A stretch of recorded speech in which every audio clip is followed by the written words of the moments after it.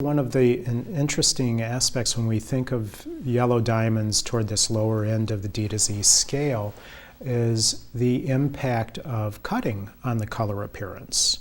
And this was a very intriguing characteristic that we noted and have talked about with a number of diamond manufacturers who were really working with these diamonds back at a time when few other people were.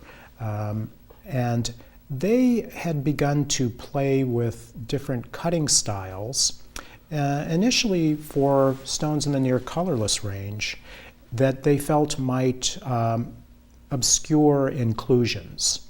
So they would take some of these square cuts, step cuts, and began to modify some of the facets on the stone to break up the pattern, create a more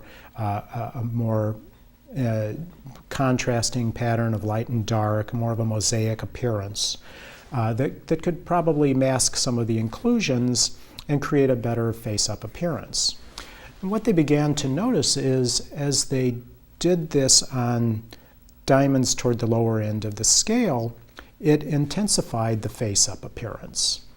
And they began to notice that they could take diamonds that were in the light yellow range on the D to Z scale, and by cutting them in a way that would create these kind of patternings, they also intensified the appearance to the point where the diamond would pass into grades of fancy light or fancy yellow.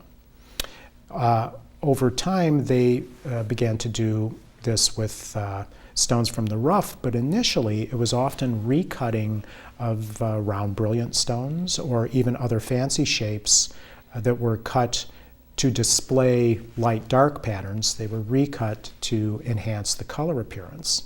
And in the early days, it was probably not so much a matter of more colored diamonds in the marketplace as it was a lot of recutting of some of these D to Z stones into appearances that blossomed with much more face-up color. Now, these stones would transition into the grades, like we were saying, of fancy light or fancy yellow.